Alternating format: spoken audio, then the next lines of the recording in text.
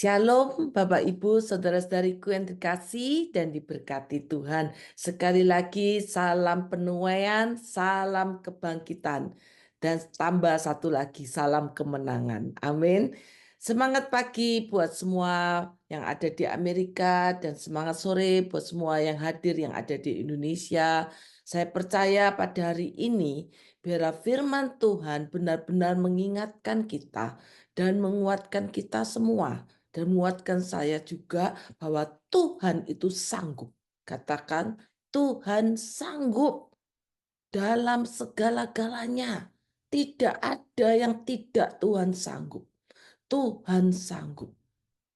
Tuhan sanggup melakukan segala perkara. Amin. Bagi Tuhan tidak ada yang mustahil. Bagi yang percaya kepadanya. Tetapi kalau kita tidak percaya kepadanya, tidak terjadi apa-apa. Makanya katakan sekali lagi Tuhan sanggup melakukan segala perkara. Amin. Filipi 4 ayat 13 dikatakan, segala perkara dapat kutanggung di dalam Dia yang memberi kekuatan kepadaku. Amin. Segala perkara dapat kita tanggung. Oleh sebab itu Tuhan mengingatkan kita bahwa Tuhan itu sanggup. Jangan kita fokus kepada masalah kita yang kita hadapi. Jangan hanya fokus pada setiap masalah kita. Dan fokus Tuhan mau kita fokus kepada Tuhan. Seperti Tuhan katakan, carilah kerajaan Allah dan kebenarannya, maka semuanya akan ditambahkan kepadamu. Amin. Jangan sampai masalah ini membuat kita semakin lemah atau semakin kita seenaknya kita sendiri. Kita mau mengambil keputusan seenaknya kita sendiri tanpa melibatkan Tuhan. Jadikan masalah ini untuk kita memiliki pengalaman bersamanya. Dan juga jangan membiarkan masalah itu berlarut-larut. Banyak di luar sana, termasuk orang Kristen pun juga sering membiarkan masalah itu berlarut-larut. Dianggap remeh masalah itu. Biar kita benar-benar menjaga supaya tidak ada masalah. Jangan hal-hal kecil diperbesar sehingga masalah yang harusnya kecil menjadi besar. Tetapi kita harus melibatkan Tuhan sehingga setiap masalah yang kita hadapi, kita melihat Tuhan bekerja, Tuhan berperkara, Tuhan ada bersama dengan kita. Kita tidak sendirian. Jadi kalau ada pertengkaran ya antara suami istri, antara keluarga, baik itu kakak, adik, mertua, ipar, menantu, baik dengan teman, baik dengan sahabat, harus cepat dibereskan. Jangan menunda-nunda, jangan sampai masalah itu dibiarkan berlarut-larut. Misalnya kita punya masalah dengan salah satu dari orang yang kita sebutkan tadi, kita biarkan. Atau kita nyaman dengan kondisi itu. Misalnya masuk di dalam pertengkaran, dibiarkan dia bertengkar. Aku nggak peduli, aku nggak mau kenal sama dia, aku nggak mau menyapa dia. Membiarkan persoalan itu berlarut. Kelihatannya selesai, tetapi tidak selesai. Jadi kalau punya masalah cepat dibereskan. Jangan meremehkan masalah. Baik itu perkara kecil harus cepat dibereskan. Karena dari yang kecil itu bisa menjadi yang besar. Seperti api. Api itu awalnya kecil. Tetapi kalau dibiarkan dan tidak dipadamkan, api itu menjadi semakin besar. Begitu juga dengan masalah. Kalau masalah kecil apapun tidak cepat dibereskan, maka itu akan menjadi besar. Terutama sekarang juga masalah-masalah sering terjadi di dalam keluarga. Jadi kalau ada masalah apapun di dalam keluarga kita, sekecil apapun cepat dibereskan. Minta kepada Tuhan hikmatnya, pertolongannya, pasti Tuhan akan tolong. Jangan biarkan amarah, jangan biarkan kejengkelan itu ada di dalam hati kita.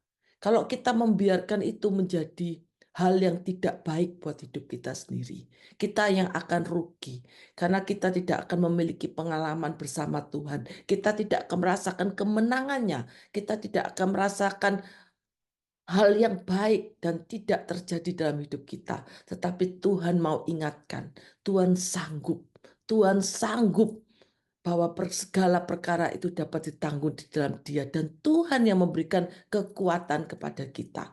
Mari kita tetap setia supaya kita percaya Tuhan yang memberikan kekuatan, Tuhan yang memberikan pengalaman yang baik bersama Tuhan.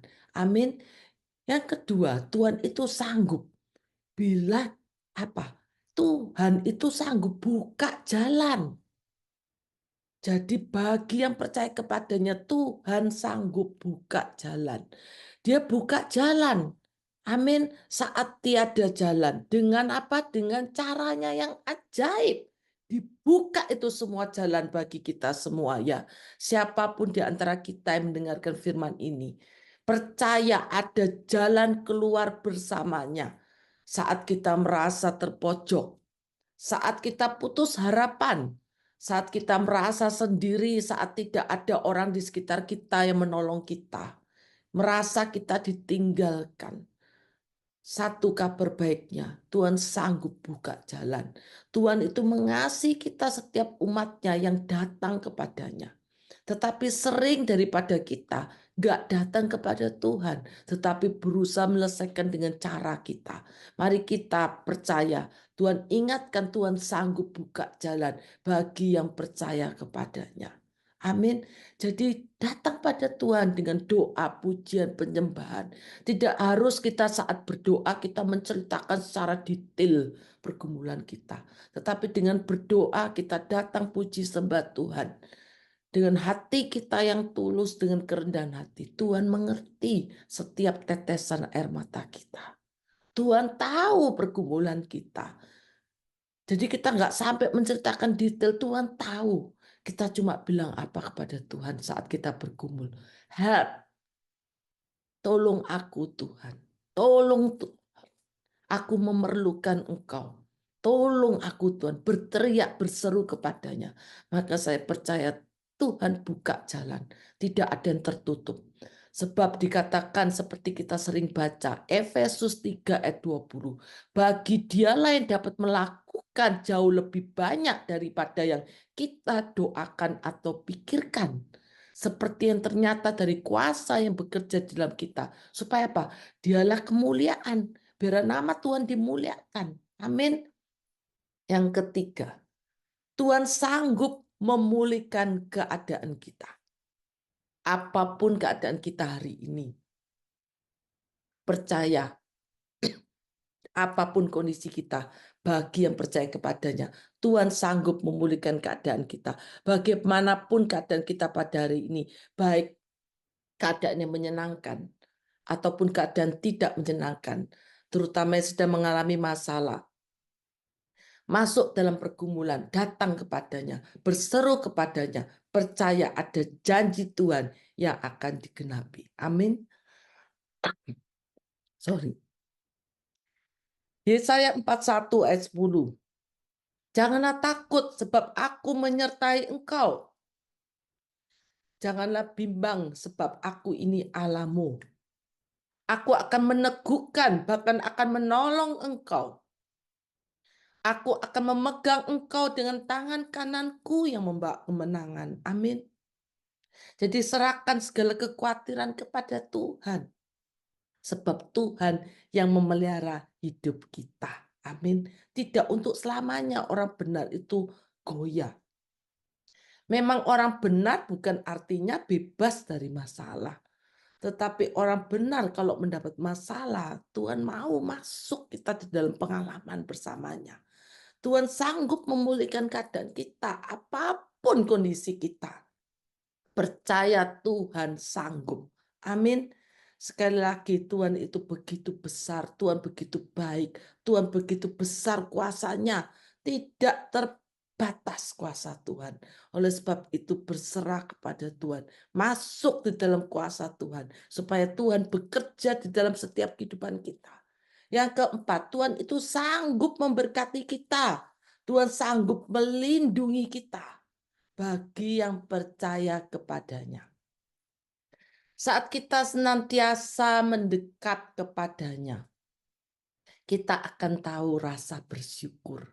Kita bisa bersyukur akan kasih-Nya, kita bersyukur akan penyertaannya, kita bersyukur akan anugerahnya.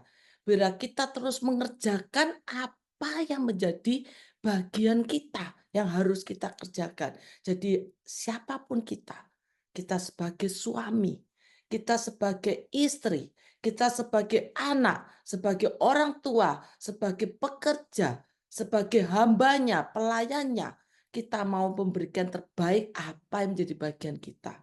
Tetapi kita bukan sekedar itu saja, tetapi kita harus sungguh-sungguh hari-hari ini adalah hari-hari yang jahat. Kita tidak pernah tahu apa yang terjadi hari esok. Oleh sebab itu tetap hidup dalam takut akan Tuhan dan berkenan di hadapannya. Hidup sebagai pelaku firman-Nya, maka perjalanan hidup kita akan berhasil dan beruntung. Janji Tuhan itu akan digenapi dalam setiap hidup orang-orang percaya yang mengasihi Tuhan. Seperti firman-Nya di dalam Bilangan 6 ayat 24 sampai 26. Tuhan memberkati engkau dan melindungi engkau. Tuhan itu sanggup. Tuhan sanggup memberkati dan melindungi kita. Amin. Di ayat ke-25 dikatakan, Tuhan menyinari engkau dengan wajah-Nya dan memberi engkau kasih karunia. Tuhan menghadapkan wajah-Nya kepadamu dan memberi engkau damai sejahtera. Bahkan dikatakan janji Tuhan sesuai firman-Nya di dalam Yeremia 17 ayat 7. Diberkatilah orang yang mengandalkan Tuhan, yang menaruh harapannya pada Tuhan. Ayat 8 dikatakan ia akan seperti pohon yang ditanam di tepi air, yang merambatkan akar-akarnya ke tepi batang air, dan yang tidak mengalami datangnya panas terik, yang daunnya tetap hijau, tidak khawatir dalam tahun kering, dan yang tidak berhenti menghasilkan buah. Sekali lagi katakan, Tuhan sanggup, sebab Tuhan memiliki segala-galanya, termasuk memiliki kita. Amin. Tuhan pemilik segala-galanya. Tuhan yang menciptakan alam semesta beserta isinya dan menciptakan kita sebagai anak kesayangannya yang segambar dan serupa dengannya. Amin. Ada satu ayat yang menarik. Apakah kita cukup banyak percaya kepada Tuhan? Tadi Tuhan memberikan janji. Kalau kita percaya aja, Tuhan memberikan banyak janji. Perhatikan di ayat di firman Tuhan Yakobus 2 ayat 19. Yakobus 2 ayat 19 dikatakan, engkau percaya, kita percaya, amin, bahwa hanya ada satu Allah saja. Benar? Kita percaya. Itu baik kata firman Tuhan. Tetapi setan-setan pun, setan ya, gak percaya akan hal itu. Dan mereka gemetar. Jadi yang percaya itu juga bukan hanya kita loh. Bayangkan yang belum percaya. Setan pun percaya. Kita harus naik level. Katakan naik level ya. Jadi supaya nggak sama dengan setan-setan itu tadi. Setan juga percaya. Amin. Jadi bukan sekedar percaya. Tapi kita harus apa? Beriman. Berserah, beriman, punya iman. Kok setan enggak punya iman? Amin. Kita punya iman. Amin. Kita punya iman di dalam Tuhan. Dengan iman itu kita percaya mujizat demi mujizat terjadi. Tapi kalau kita tidak punya iman, tidak terjadi apa-apa. Juga iman tanpa tindakan dan perbuatan itu mati. Jadi kalau kita beriman, kita hanya berandai-andai. Kalau kita tidak melangkah, seperti kita hanya berandai-andai. Tetapi kalau kita beriman, kita juga melangkah bersamanya. Amin. Juga berserah, biarlah kehendak Tuhan yang terjadi, bukan kehendak kita. Supaya apa? Supaya yang Tuhan janjikan berkat dan perlindungannya itu dapat kita alami. Seperti contohnya hambanya di dalam kitab Daniel 3 ya. Sadrak, Mesak, dan Abednego. Hambanya yang luar biasa. Saat diberikan peraturan, siapa yang tidak menyembah patung emas Raja Nebukadnezar ketika mendengar bunyi-bunyian, sangkakala, seruling, kecapi, gambus, dan sebagainya, itu harus menyembah patung emas yang didirikan oleh Raja Nebukadnezar. Diberikan perintah kalau tidak menyembah patung emas itu, maka akan dimasukkan ke dalam perapian yang menyala-nyala. Tetapi apa yang dilakukan Sadrak, Mesak, dan Abednego? Ini berat loh ya. Ini masalah yang sangat berat. Mungkin orang kalau dilihat itu, aduh, enggak apa-apa. Nanti kalau orang Kristen excuse-nya, yang penting hatiku. Aku tak pura-pura nyembah patung emas. Yang penting hatiku kan tetap kepada Tuhan. Tetapi itu tidak dilakukan Sadrak, Mesak, dan Abednego. Dia tahu begitu dia menyembah patung emas itu, dia mendukakan hati Tuhan. Berarti sudah apa? Hatinya tidak fokus kepada Tuhan. Hatinya sudah mendua ke kiri dan ke kanan. Tetapi apa yang dilakukan Sadrak, Mesak, dan Abednego? Di sini dia berani. Saat Raja Nebukadnezar itu sebenarnya sayang sama 3 orang ini. Diberikan kesempatan, ayo sembahan patung emas ini. Mana ada Tuhan yang akan membebaskan kamu. Tidak ada orang yang bisa menolong kamu. Tak kasih kesempatan, sembahan patung emas ini. Tetapi apa yang dikatakan Sadrak, Mesak, dan Abednego? Tidak. Sadrak, Mesak, dan Abednego tahu resikonya. Kalau Tuhan menolong pun, aku tetap sembah Tuhan. Dan kalau Tuhan tidak menolong pun, aku juga tidak mau menyembah patung emas itu. Jadi tahu itu arti berserah. Dia berserah total pada Tuhan. Kalau Tuhan tidak menolong, tidak kecewa, tidak marah. Dia hanya melakukan apa yang menjadi bagiannya. Sadrak, Mesak, Abednego ini melakukan apa yang menjadi bagiannya. Tidak mau menyembah patung emas. Tidak mau menduakan hati. Dan tidak mau melakukan hal yang tidak menyenangkan hati Tuhan. Sadrak, Mesak, Abednego ini mau menyenangkan hati Tuhan. Dia tidak mau menyembah patung emas itu. Akibatnya apa? Kelihatannya tidak ada pertolongan. Dia berserah total pada Tuhan. Dimasukkan ke dalam dapur api. Raja marah. Panaskan itu 7 kali. Bayangkan dipanaskan lagi 7 kali. Sedangkan sampai orang-orang yang mengangkat Sadrak, Mesak, dan Abednego itu pun sampai mati. Karena terlalu panasnya. Tetapi kita melihat mujizatnya. Di situ raja bisa melihat bukan 3 orang di dalam dapur api itu, tetapi 4 yang dilihatnya. Di situ mereka hanya berjalan-jalan di dalam dapur api itu. Tuhan mengingatkan kita, Tuhan sanggup. Asal apa? Asal kita berserah. Asal kita memiliki iman. Jangan cuma sekedar percaya. Percaya itu baik tadi dikatakan. Tetapi kita mau naik level sebagai orang-orang yang beriman. Kita mau beriman, kita mau berserah. Amin. Yang terakhir yang Tuhan mau, selain kita percaya, selain kita beriman dan berserah padanya, kita menjadi anak Tuhan yang bisa dipercaya. Katakan bisa dipercaya. Supaya apa? Supaya berkat Tuhan, berlindungan Tuhan, janji Tuhan itu terjadi di dalam kehidupan kita semua. Amin. Jadi kalau kita sebagai orang Kristen, kok aku tidak mengalami apa-apa ya? Karena kita tidak memiliki pengalaman bersamanya. Kita tidak masuk, kita nggak berdoa, kita nggak puji sembah, kita nggak melakukan firman-Nya. Kalau Tuhan berkata kasih, tapi kita tidak bisa menerapkan kasih pada saat kita menghadapi persoalan, berarti kita nggak menjadi pelaku firman. Sekali lagi jangan biarkan masalah berlarut. Tetapi biarlah masalah yang datang dalam rupa apapun, dalam sekecil apapun, datang pada Tuhan. Kita harus bisa dipercaya. Bisa dipercaya ini ada perumpamaan di dalam Matius 25 ya. Perumpamaan tentang talenta. Itu Tuhan memberikan perumpamaan seperti hal kerajaan surga.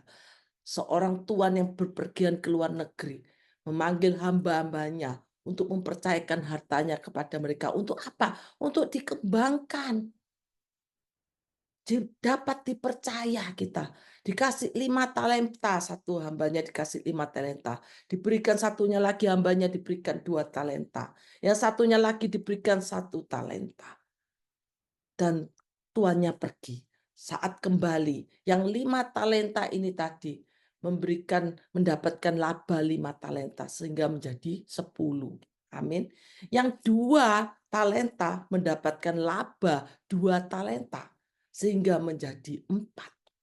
Yang hamba yang 1 yang memiliki 1 talenta dia berasumsi yang jahat. Dia berpikiran tidak baik, dia berasumsi Tuhannya ini adalah Tuhan yang tidak baik, Tuhan yang jahat. Dia berasumsi yang tidak baik. Jadi dia tidak mengembangkan, tetapi dikubur itu. Dikubur ya talentanya itu, uang yang dipercayakan itu dikubur. Apakah tumbuh jadi pohon uang? Enggak. Tetapi begitu tuannya datang menanyakan talenta, dia tidak bisa memberikan talenta dikembangkannya. Sehingga dia harus dibuang. Tidak bisa dipercaya. Dibuanglah hamba yang diberi satu talenta. Tapi kita nggak mau dibuang. Kita mau menghasilkan buah yang memuliakan nama Tuhan. Senangkan hati Tuhan. Jika hidup kita di tangan Tuhan, maka tidak ada yang tidak digenapinya. Karena Tuhan sanggup. Bukan saja kita yang percaya, tetapi kita mau naik level. Kita mau beriman dan berserah dan bisa dipercaya. Amin. Mari kita berdoa. Terima kasih Tuhan untuk kasih setiamu. Terima kasih Tuhan untuk firman-Mu. Biar kami mau hidup bukan sekedar orang percaya saja Tuhan. Kami mau memiliki iman yang lebih kuat dan teguh di dalam Engkau. Kayak memiliki iman yang berserah kepadamu Tuhan. Dan kami menjadi orang-orang yang bisa dipercaya. Sehingga kami percaya Tuhan sesuai janji-janji firman-Mu akan digenapi dalam setiap hidup kami. Umat-umat-Mu yang menyenangkan hatimu. Umat-umat-Mu yang percaya kepadamu, yang beriman dan berserah dan yang bisa dipercaya. Jauhkanlah kami dari segala yang jahat Tuhan, tetapi pimpin hidup kami Tuhan, pegang tangan kami. Jangan pernah tinggalkan kami Tuhan, karena kami memerlukan Engkau di dalam setiap hidup kami. Tanpa Engkau hidup kami tidak berarti Tuhan. Tanpa Engkau Tuhan, apa yang kami kerjakan adalah sia-sia. Kami mau Tuhan setiap apa yang kami kerjakan, nama-Mu saja yang ditinggikan, nama-Mu saja yang dimuliakan. Pakai hidup kami Tuhan untuk memuliakan nama-Mu. Sehingga nama Tuhan senantiasa disenangkan. Terpuji nama-Mu ya Bapa. Di dalam nama Tuhan Yesus kami sungguh-sungguh mengucap syukur dan berdoa. Mari katakan bersama saya, amin.